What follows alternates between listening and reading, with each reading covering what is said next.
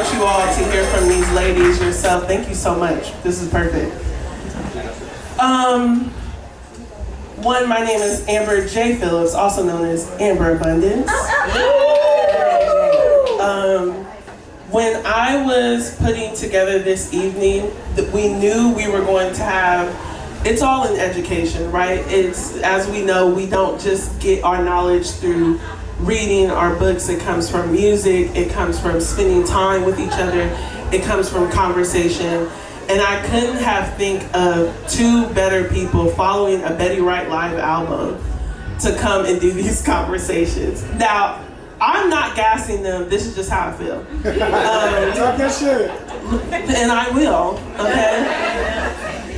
So, I want to give Stevie an intro, who is just a phenomenal writer, a womanist. If you don't follow Stevie online, I highly recommend, okay? Some of you all might know her from Black Women Are for Grown-Ups. I have my t-shirt. All right, because it's just true.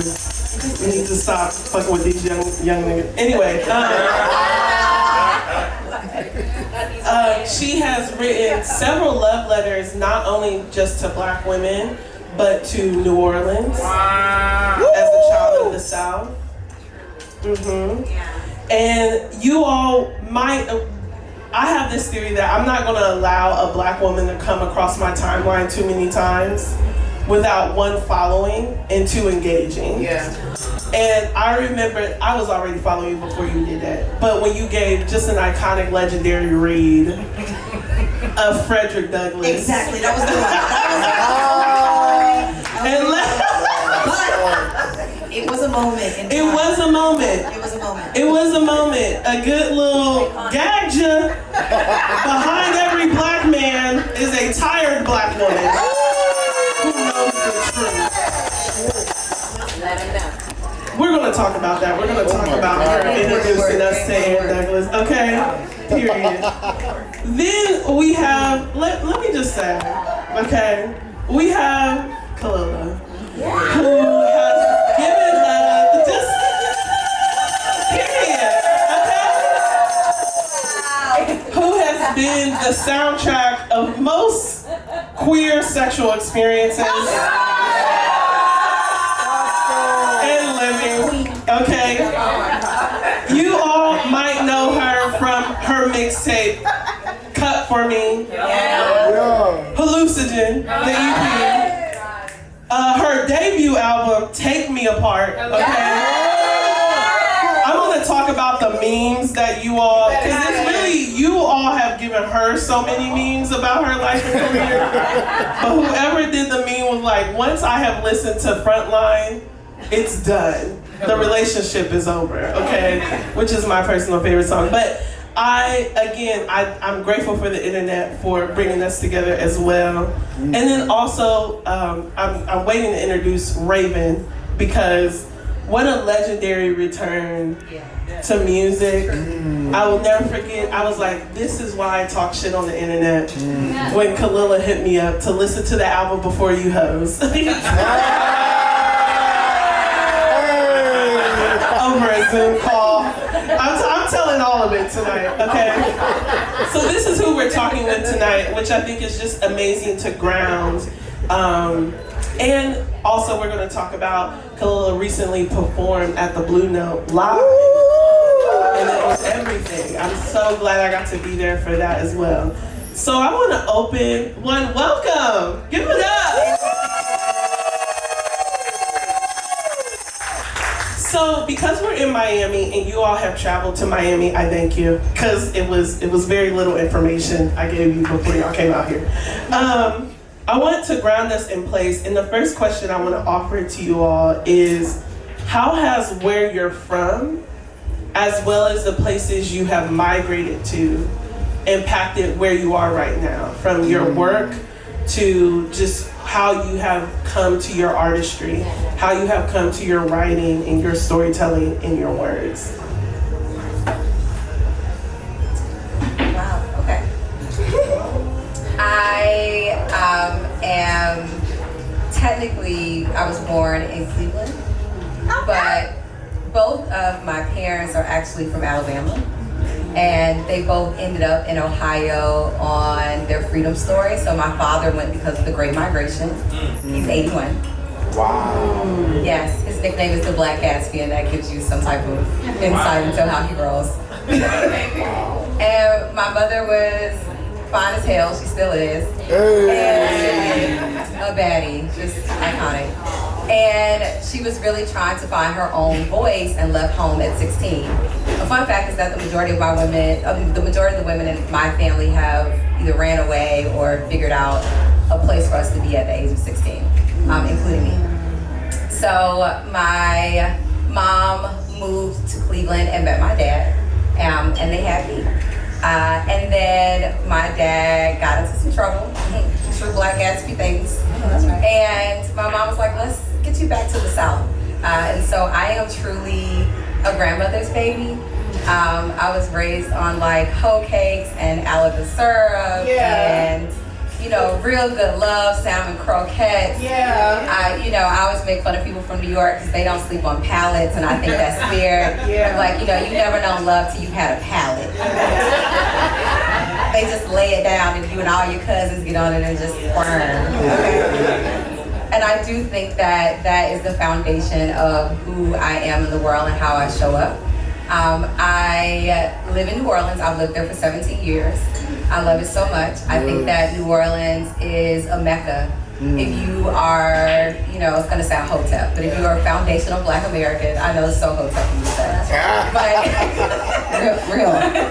but but if you're a foundational Black American, I think that, you know, New Orleans is a source of so much pride, and it's not by happenstance that so many people who are a part of this, including Highlander, have kind of their roots in New Orleans.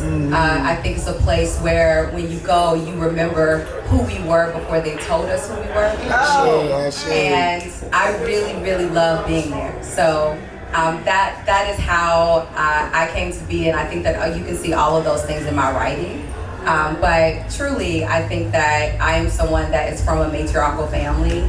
Like, we have men in our family, and they're kind of like purses to us, you know.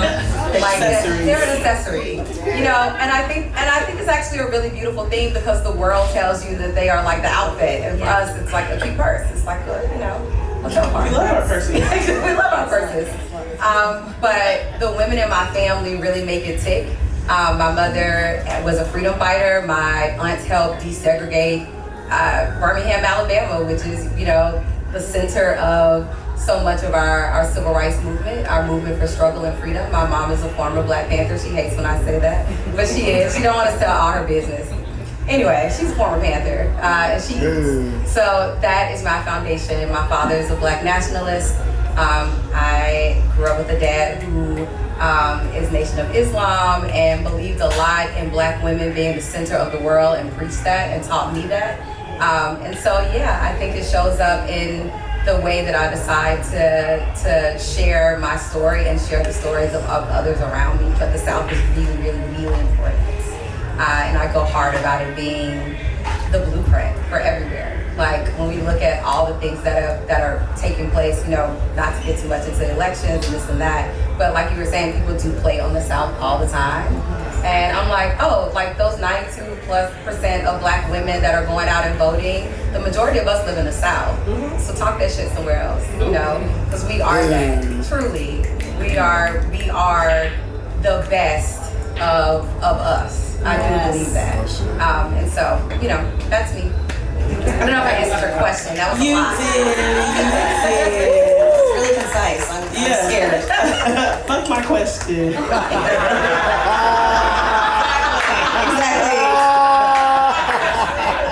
My bad.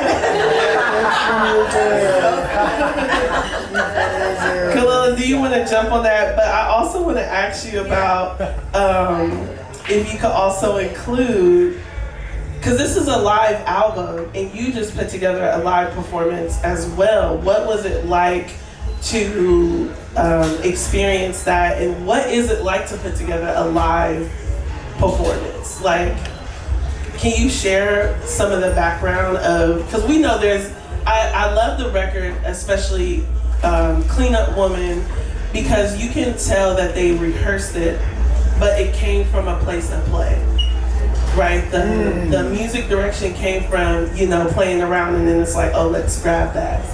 Yeah, so I want you to speak to that as well. Okay, I guess to answer the first part of the question, I was born and raised in the DMV area. I was born in Washington, D.C. Both of my parents are Ethiopian Eritrean. They came to this country in the 70s. My mom came in 1971, and at that time, all the schools that were offering complete free rides for African immigrants, post 1965, was the first time that niggas was allowed to come into this country from other places.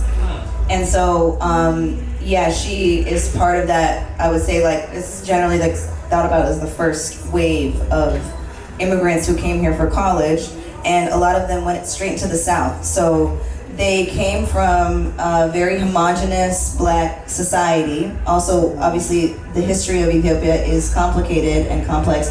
People use the language of we've never been colonized, but I think about colonization being in the mind and not necessarily about whether another country took over politically.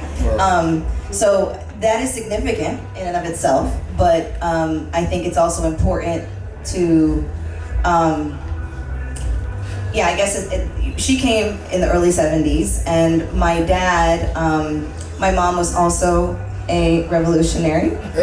She does not want me to say that on the mic. She does not want me to put her business out there. But when I asked her when I was in college, I saw Bobby Seale speak when I was in college at one point. Iconic. Yeah. And I came back fired up. Okay. I came home we gotta do something about this. We need breakfast. We need to do something. And she was like, we need breakfast. Okay. You started with eggs. We need breakfast. Okay. Listen. And she was like, oh, I know Bobby Seale. And I was like, what you know about Bobby Seale? And she was like, because he's a Black Panther. And I was like, what was the framework, Mom? Were you a Panther? What actually happened here? And she was like, because we were a Maoist. And I was like, you were what? So I guess it's very important. She came to this country for school, and then she went back and participated in the revolution. That is an ambiguous thing. And then she came back, and part of the way that you come back into the country and are being reintegrated is through a student movement that existed here. So a lot of them were organizing here and using a Black American template. Let's just be fucking real right now. Right, be real. Okay, so this template of organizing that is born in the southern part of this country is something that has been useful for people all over the world, okay? And my dad was part of the student movement here. He's younger than her, and he was part of the group of people who receive people when they come back from this moment, and that's how they met. So they met in Washington, D.C., and then some years later I was born, and I grew up in, I would say, artistically, musically, I grew up, in a place, every city in the United States has its own subculture of Black dance music. So that is something I think is really important for just how I grew up, how I came into the thing that I have come into. A lot of times in interviews they'll be like, so what was your first, what was your first electronic music? And I think that they're asking me a question that has a white answer. But the answer is, I grew up in a city where I'm either listening to go-go or it's Baltimore Club. So I'm on the way to school is giving a go-go moment and then I'll switch the station and it's giving get up, Mona, shake that booty. Like basically it's a Baltimore club moment. And so that is kind of like I think a lot of how my artistic musical identity was built. Both my parents have always been jazz fans, very deep in that. You know, and my dad is a Pan-Africanist, like a deep, like my mom is very much like, please. But my dad is like, you better say that. So my dad comes from a very, he just comes from a tradition of resistance, is extremely clear about how anti-blackness works and how Black Americans in particular are a target for, I think about it as like a bullseye, and many of us have privileges that help us, you know, get out of that anti-blackness, help us escape, help us, you know, our privileges kind of like make way. And I think about Black American culture, reality, experience as honestly the center of that. I could go on and on, but that's where I come from politically, ideologically. Those are my parents and sort of how I was raised, and I'm not confused at all as to why. Okay. Because many are. I think a lot of people are. Yeah. Oftentimes, and that's my job, you know. I'm gonna get my peers. I'm in a constant elbow grab. You know what I mean? Just give me, just shh. You know, I'm in a constant state of, bringing in and trying to make it clear for the people who are confused that come from a similar reality. But one thing I'm not confused about is where this emanates from, where a lot of what I do and how I do it, and what it's rooted in, and the experience it comes from. And I never, ever, ever want to leave that part out. I think it's always important to center the experience that this music comes from. And I didn't grow up in the church, so I think that's another component of this, is that I didn't grow up in the church, and I learned from people who did. And so, you know, that is a complicated reality in of itself, but somehow we have arrived at these particular intersections, and I don't know, I think it's significant. It used to make me feel very outside, if that makes any sense. We were talking about this earlier today. When I was growing up, I used to feel very much like, okay, I don't have the juice. I'm gonna sit tight. I just need to sit down and listen. I don't know shit. I don't know anything. And over time, I understand that these things are really layered and complex. A lot of also what is informing me and my art is the fact that I am Ethiopian and Eritrean. You know, I come from another tradition as well. And so it's all these things swirled in together. The second part of your question was? I would love for you to talk about how you are putting together live work. Okay, so the first time I ever went to the Blue Note was to see Elem-Rogers, and legend, just so important for so many of our development. But yeah, I guess I think what I saw in her was just a rigor, but also a willingness to take risks on the mic and to experiment live. I could just feel and see that she was trying shit out, and it wasn't about being perfect. And that just made me feel a little bit closer to the possibility of doing this for a living and making art for a living. So that was my first experience, and so when I was prompted to do Tiny Desk about a year ago, thank you. Thank you. That's your all. Thank you. That's your all.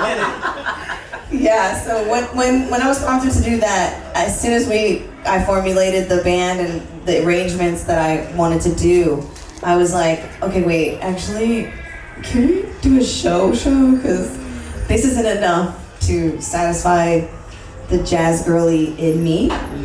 And yeah, so I just basically planned a Blue Note show just for two nights. And I recorded it. Yo, that can't, that's hard. It's recorded. So this is it's a secret. Soft announcement, soft announcement. Nobody's saying anything. It's a secret between you, me, and everybody in this room. But yeah, it was just such a delight. I'm, you know, part of what I do is flipping, remixing. You know, remixing and rearranging music is such a big part of how I, move through this world musically. And I think that has shown up very much in a dance space. That's something that you know about me through dance music, but I've also made like a ambient R&B mix called Aquaphoria, and that was essentially a similar prompt where I am flipping my own tunes over classic ambient records, and you know it was a love letter to Black people in their most quiet and intimate moments. And so I guess what I'm saying is this was my opportunity to kind of showcase a lot of that stuff live. And so that is kind of, you know, there's, like you said, part of it is improvising and just kind of trying shit out and just, having no plan. Getting in the room and having no plan. But also grabbing those parts and trying to truncate all of those juicy moments together. And that's what I try to do with this Blue Note performance / So yeah, that's a big, I don't know if you have any specific questions about it, but yeah, that was something that has always meant a lot to me to do. And I'm so happy I was able to do it with the particular group of people that I worked on it with. Love it. Yeah. I also am just so here for, even when we asking you all about where you're from, we also get these organizing legacies for the people in the space who are doing this work. I have been shouting in the organizing space that while we do need to find political homes, that a lot of us have been radicalized just by nature of being born into this country.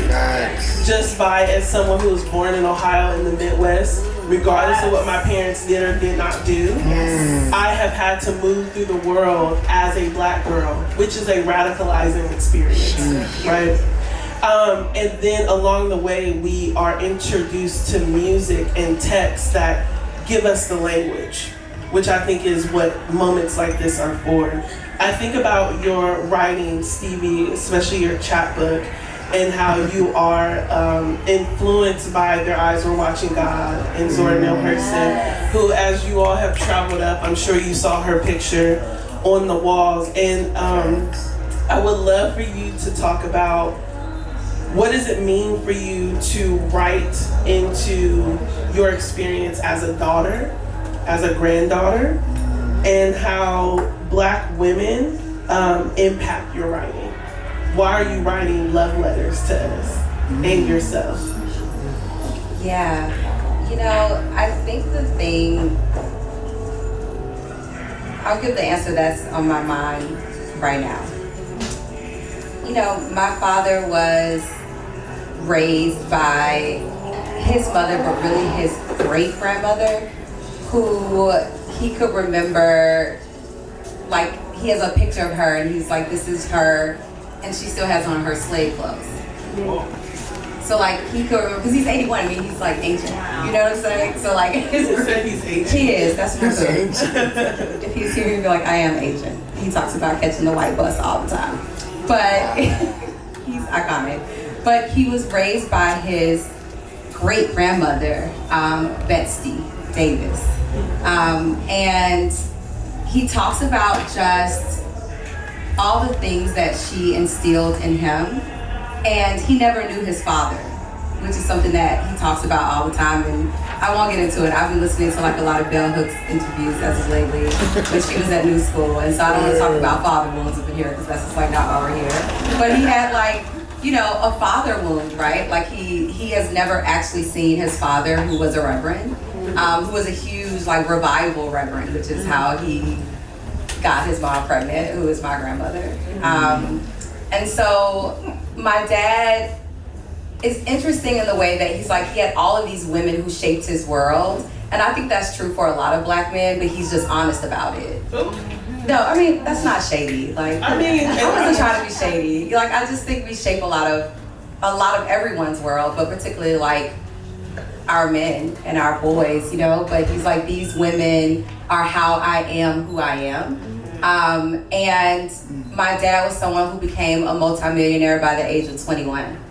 And so when we talk a lot about, and the way he did it was that he just like saw a need, right? He was like, I looked around and there were like no grocery stores in Black neighborhoods. He was like, basically there were all of these food deserts.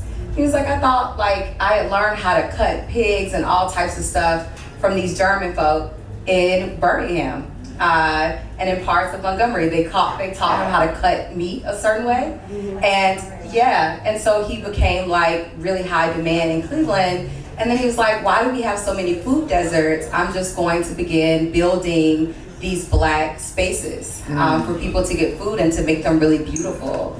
And he just became wealthy doing it, right? But he talks about all the time having like 300 plus people on his payroll that were Black, right? He's like, I got all these Black folk and all these Black families that I really want to take care of. And so his legacy is one of service. And so I grew up with a lot of conversation around how great Black women were, how thoughtful Black women were. His mom had been married 3 times, and his favorite thing to say, if one nigga don't work out, get another one. Shit, your grandma did, he kept going. Like, it was just like, it was never a thing for him, you know. And I like talk to so many people that are like, oh, are they a hoe? He's like, oh, what's a hoe? Who cares? You better get it till it feel good to you, till you get it right, you know. And that was something that was so freeing for me, you know. Like, even now when I'm dating someone new, this is probably too much, and like not even what you're asking, but it is. Like I said earlier, love my questions, Steven. Go there. Whenever I'm dating someone new, my dad's favorite thing to be like is, did y'all have sex yet? And I'm like, no, Daddy. He's like, well, listen, don't get serious about the nigga if the sex not it. If the sex not it, it's over. And that is something, but that is something that like, when I talk to my friends who are talking to their fathers, they're not just like telling them that. They're like, oh, it's my precious princess. My daddy's like, listen, you better feel good.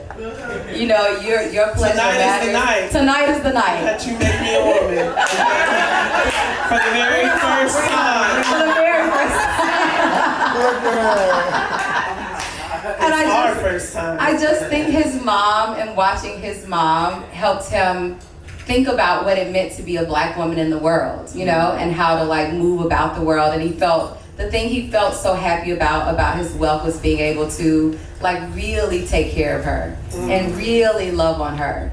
And he says all the time, he's like, you know, your great-grandmother had a really tough time, you know, like she came out of slavery and all of these things, but she had her sisters with her always. And there's like this really sweet picture that I have of, you know, they're holding my great-grandmother's head straight because I guess her head was like a little wobbly as she got older. She also lived to be like over 103, so like there's also that. She lived a long time.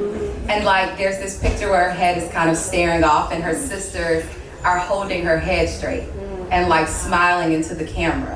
He has an incredible archive because he has his mother's archive. Like all of her pictures, all of her newspaper clippings, and we just spend so much time just going through them. And so I just think when I think about my own like Black womanhood and why I write, like of course if you're a Black woman writer, you write for people who are, you know, amongst you and you're writing for other Black women.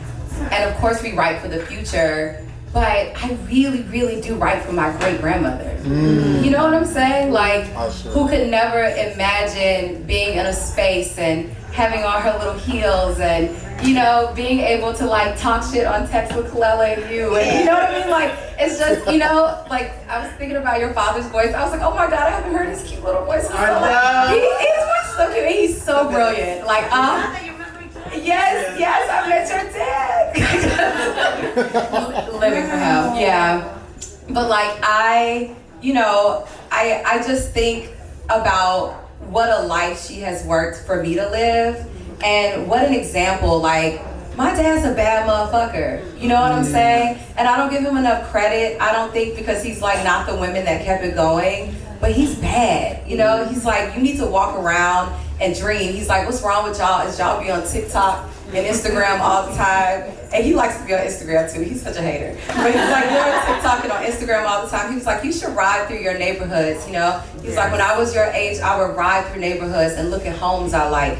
I would ride through and look at places I wanted to be. I would go places. He was like, you know, he's like, this is not to be shady to any other countries. You know, I know we're from lots of beautiful places. My dad has this thing that you should only go places that inspire beauty and wealth.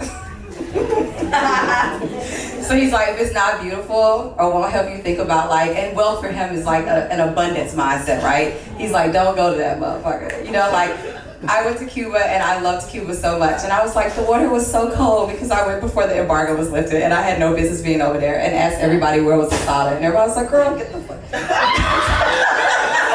It's a silent to my Do y'all know where a soda is? Amazing. But like, he was like, you know, you should go places that have warm water. And I was like, Daddy, he was like, just go when they get the warm water. And I was like, I had a good time. He was like, listen, you go places that make you feel good and make you shine in the world, you know? I just think like I have so many values. My top values that I've learned in therapy, which I love, are pleasure. It is literally, pleasure is my top value. My second one is freedom. My third is integrity.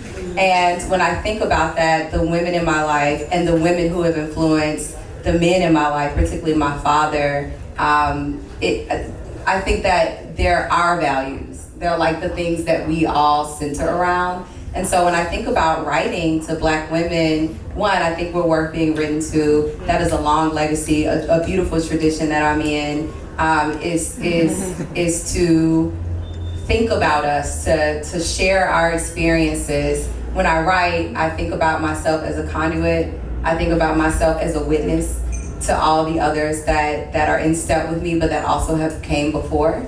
And so it's a beautiful tradition to be a part of, and it's not for fools, you know? It's really not. And I think for grown-ups. Yeah. For grown-ups. Not for fools. It's not for fools. Yeah. And I think it's you know, I think it was Nikki Finney. I think she, if I remember correctly, I feel like she left a postcard, and it could be to Tony Kavenbar. I might be mixing it up. Or maybe it was Tony Kavenbar, left it to Nikki Finney, I can't remember. But she basically talks about like not leaving the arena to the fools. And I think that Black women are the brightest among us. And I mean that from like a shine aspect, but also the brilliance. And we're not always credited for our brilliance. And I think you talked about some of that earlier. But even when Betty was going through her album and she's talking about Sylvia Robinson, you know, I have a Subaru. I know you're like, what does this have to do with anything? But my Subaru is named Sylvia, and we call her Sylvia the Subaru. And she's named after Sylvia Robinson. Because I think pillow talk is so sexy, and people always try to play on, and clearly Sylvia is the reason that we have hip hop, and that's a whole other thing that people don't want to go into a whole other you know? legacy conversation. It truly that is. she recorded she made sure the first Yeah. hip hop record was recorded. Yeah, she's incredible. She produced incredible. Yeah. And I was like, well, if I'm gonna name my car after something, it should be a bad bitch, you know? And so I think that we're all in that tradition, right? Whether it's, you know, me, it's Betty, it's Kelela, it's you, it's Sylvia, right? Like we all have these stories that we want to share. But I do think that like pleasure is something that is really important. And when I think about what I want to write, like when I think about love letters, it's such a pleasurable thing to read them. and to write them and to feel them. Have you ever just written a card to someone you loved, or like it makes you feel euphoric and happy and sensual and all the things, And so when I'm writing these things, I want Black women to feel that, and we deserve to feel it. We've been pushed to think about all of the hardness, right? I think about just the strong archetypes and the hardness around us, the coldness. And so even for Betty to be singing about something so vulnerable like her first time, and having to like move through all the feelings of that, and her mom being like, I know you're not gonna sing that. And her being like, here I am. And recording it live. Again, and it will be my top selling record. It's true. Yeah, it's true. And I just think like we have so many experiences that are really special to us, that also may feel a little mundane, that we don't always think are special. And so I'm like working on a proposal now. I'm working on like a memoir / some, I don't know, a whole bunch of things. It's a whole thing. I'm working on it. And it's hard because I'm having to, this is not my therapy session, but it's hard. Like I'm having to fight against like people in my family who are like, I don't want to, don't tell that about me.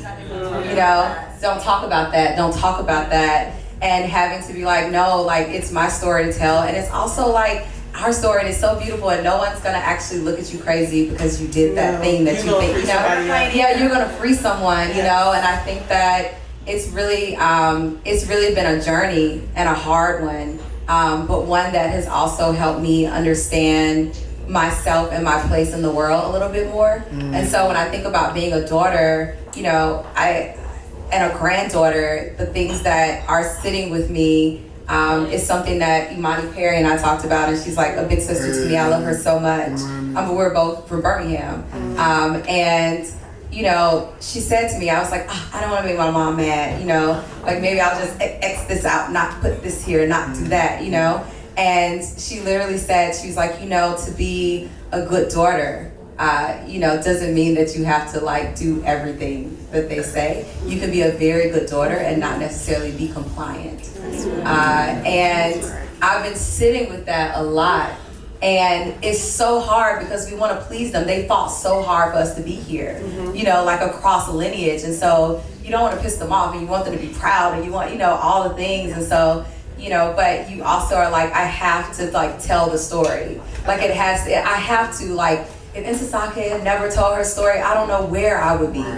You know what I'm saying? Like if she wasn't just like, I thinking about suicide and battling bipolar depression and all of these things, and having a stroke and coming back and being told she would never write again, and putting perfume and getting dressed up to write all that shit. I needed to know all that shit. And so I like am in a mode right now. I'm like, it's about my family and it's about our legacy and our lineage, but it's also about a different type of legacy, and bringing people along that you never knew, people that you're just meeting tonight, your babies that are in your stomach, your baby that was in your grandma's stomach, you know what I'm saying? Like it's about that. So I don't know. Once again, I didn't answer your question, Amber. You I did. On the panel. You did answer. And this is why you on the panel. So I wanna ask this, and this is I want to make space and time for it, because we're also about to hear from another one of my favorite sonic curators, Ashley Yane from New Jersey, who is going to take us through some house music. And you mentioned, as someone who lived in DC, I will say another entry point for me of electric music, and even talking to you, you've introduced me to documentaries around music in order to just be prepared to even talk to someone like you and interview someone like you about your work, which I will say I'm very grateful for. I interviewed Kelela for her. I'm just telling y'all what happened. Like, I'm just telling you what happened. And I think I love the give and take between both of you ladies and myself, because you all are inspiring my work as well. You give me a lot of confidence, and I feel like you have seen me through, for me personally, I can kind of like feel like I just have to grind it out all the time. And both of you have told me what I'm doing is enough. Ashe. You really are. You really are. We have more. a long time. Truly. What you all told me is it's enough. Truly. And it's grounded and it's rooted. And whenever I talk to people who also follow my platform, what I realize what they're reflecting back to me is things that they see in me and themselves. And I always try to give that back to them. So my final question as we wrap up is, what gave y'all the nerve to do what it is that you're doing? I know that other Black women have given me the nerve. My grandmother sitting in the church pew while I sang my little solos in the choir gave me nerve. And I see women like you. I told both of you all this. You remind me of my favorite cousin, Nene. Her name was Nene. That's what we call her. And she was in drill team. And one of my favorite memories is she used to let our little chubby selves wear her like sparkly drill team outfit and like dance around her room. And like the first woman I ever saw like in like I remember being at her apartment and she was dancing with her boyfriend to Call Tyrone by Erykah Badu. And I just like, as a young Black girl, I'm like, wow, I can't wait to grow up and do that. Like, so I just want you to share briefly to allow people to walk away with what gave you the nerve to be where you are now, especially as women who see and have built a life beyond just being caregivers or being partners, like also telling on your partners in the music, you know, like yeah, using them for inspiration. All I do. But yeah. But I want you all to briefly tell me what gives you the nerve to be in this. Yeah. Well, before I pursued music full time, well, I like to start with, I didn't write my first song until I was 27. So just marinate on that. It's really important because I think we exist in a culture of prodigiousness. Right. What that mean?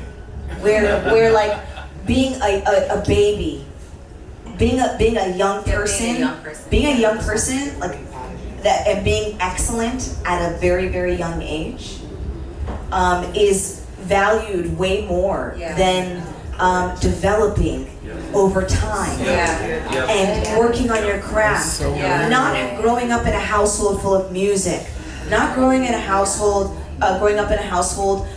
of art and references and going to art school and knowing all the shit that has existed before you. Literally having to build that yourself in a way that is like from scratch. And I'm not saying that I built it from scratch only. I'm just saying that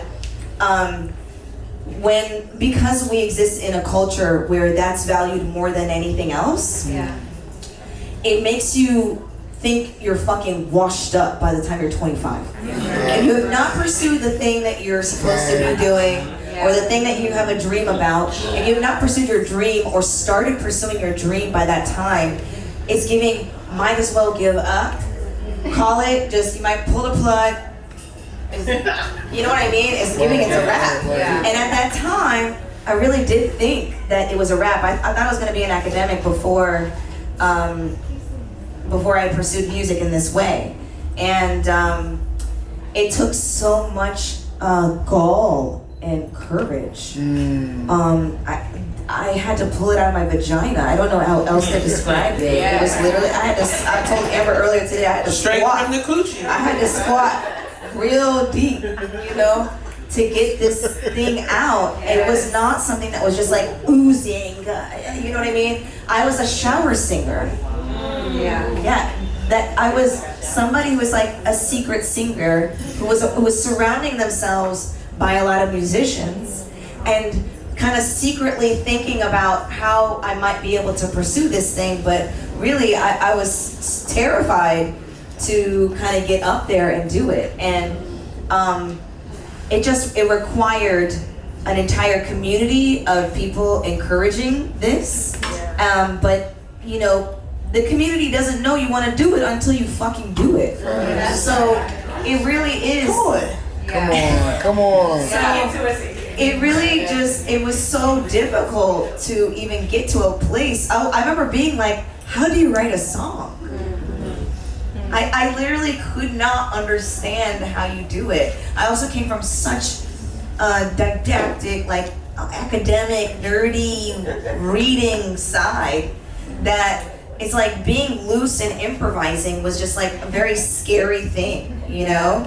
And yeah, that was what was required in order for me to take that first step. And you know, I remember telling myself, if I don't at least try my hardest, if I don't give this one good, serious go, I'm just gonna be a very resentful old lady. And I'm gonna treat my kids like shit. You know, that's basically what it gave.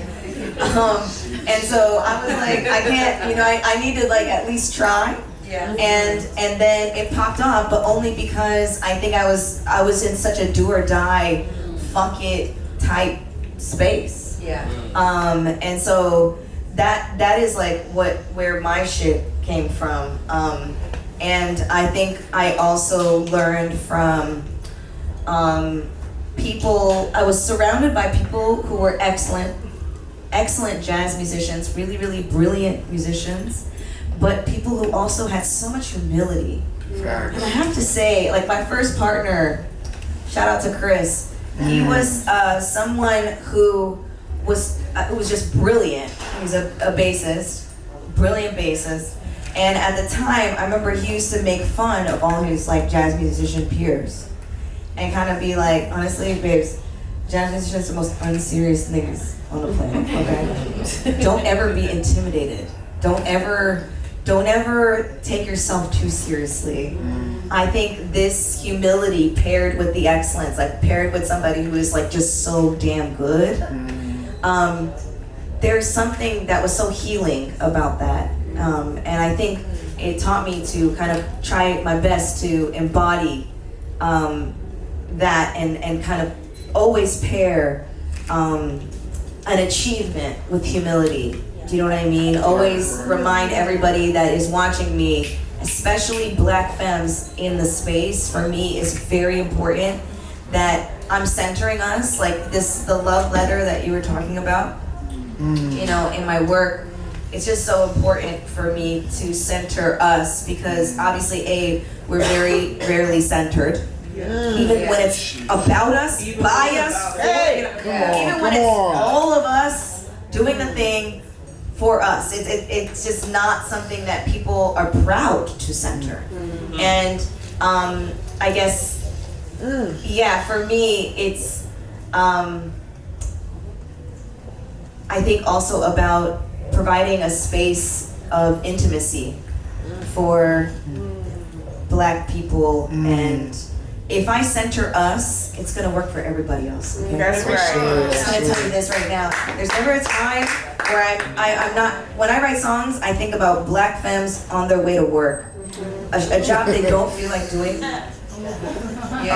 or taking care of kids, or doing something that can be just draggy sometimes, and words and lyrics that they need in order to keep going. Something that they can scream at the top of their lungs in their car on the way there. That is useful. And if it's useful for Black femmes, it's gonna be useful for everybody else. So that's kind of how I think about that. All right. Quickly, you want to add something, Steve? Quickly is really hard. I'm sorry. Y'all use It's with my soul fast. We got, listen.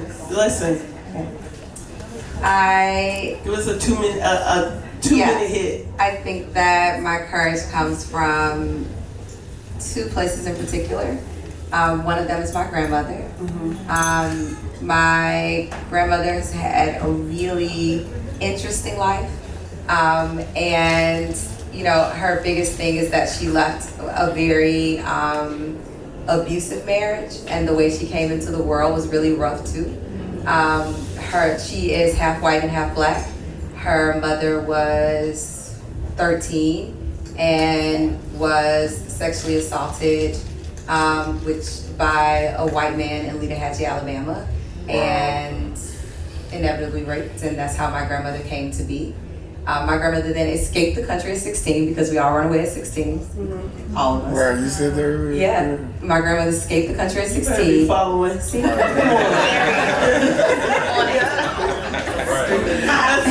That's two. Like, yeah, you did say that earlier. You said, It's a pattern. I didn't hear him go ahead. It's up At there. 16, the Elon No, I did. That's right. My grandmother escaped the country and married my grandfather, Edward Elam. And Edward Elam was a notorious gangster. His mother is also a notorious gangster who had a beautiful gardener, and ran a boom boom room out of her house. How you live? And my grandmother was like, oh Lord. So she married into this and bore 6 children in the midst of Jim Crow, including my mother, and inevitably left my grandfather because he was fighting her and she got tired of fighting him and was like, girl, you fight somebody else, you know? So she inevitably left him, but because it took her a while to do it, and she inevitably went back to nursing school and became a nurse and all the things. Incredible woman. And she would sit and talk to me a lot. And now she's 93 and she's in some of the early parts of Alzheimer's, right? So, but can still recall certain things, but just, you know, it's in and out. But she's taught me so many things, and we still are, but, you know, especially when she was fully here, so very close. And she would talk to me a lot about courage, and would talk to me a lot about like not letting nobody fuck you over and play with you and play in your face and all the things, you know.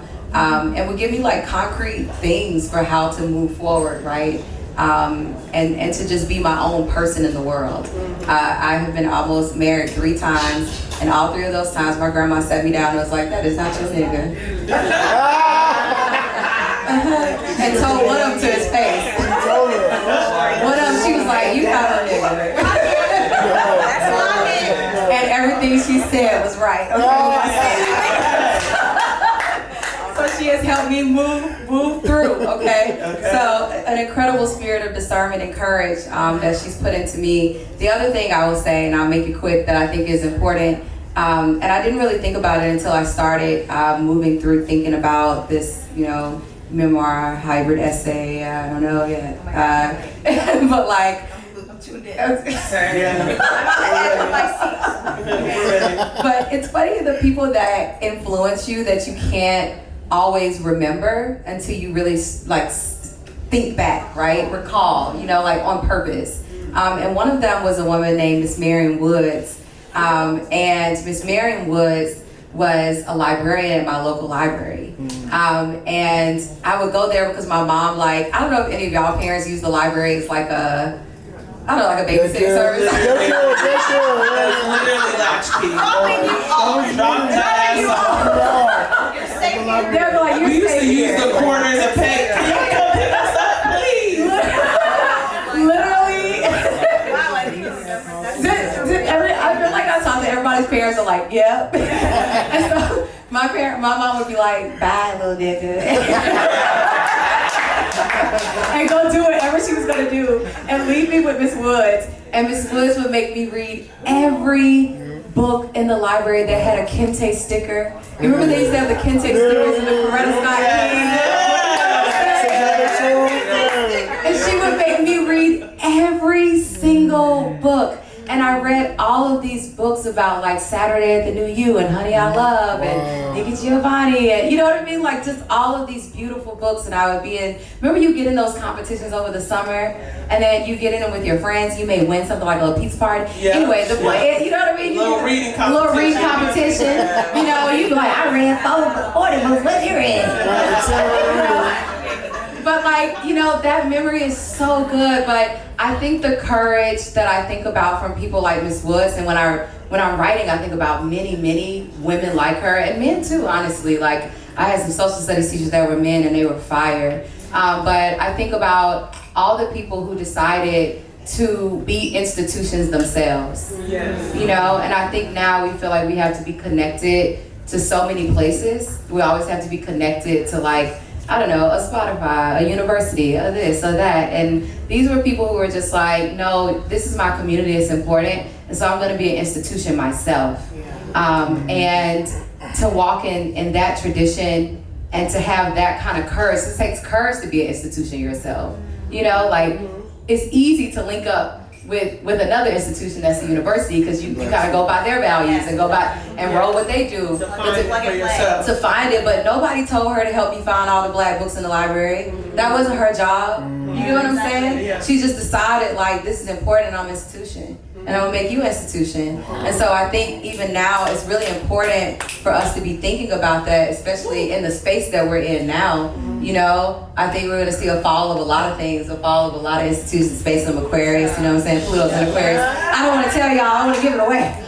Okay, but it's crazy up here being an Aquarian. Okay, so I can only imagine everything that's about to go down. But I think that to have that authority over self and that autonomy over self and really that autonomy over community is going to be really, really important. It always has been, but I think it's going to be really important. And so I got a lot of that courage from people like Miss Woods who were like, go read them books, girl, about yourself. Open that book up and see yourself and and see your loved ones and your family and, you know. So those are, I have many places where I get courage from, but those are two at the top of my mind right now. Yeah. One, you all, please.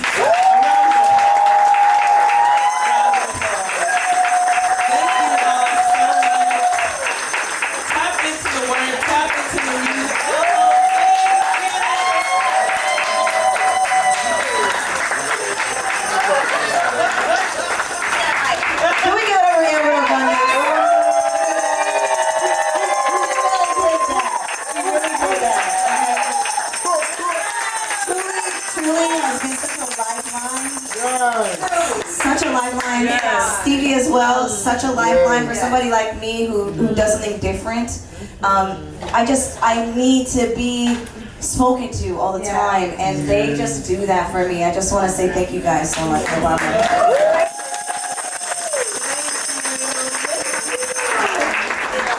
Love you so much. Now we're about to do the thing I love to do, which is take it from the head to the body. We getting back into the body. I want to introduce you all to the stylings of DJ Ashley Yane, hailing from New Jersey, honey. If you know anything about house music, you know she was brought up in it, okay? Yes. Those who are from New Jersey gave us Whitney Houston, Queen Latifah, all right, Sissy Houston, all right, legacy. And y'all are going to be introduced to Ashley as well. Do you have some words for us, or are you going to go straight to the music? Go straight into the music.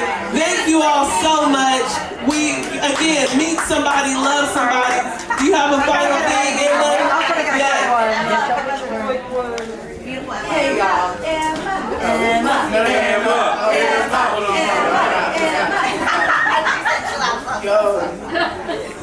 The way, like, my heart was, like, literally about to beat out of my chest hearing y'all do that.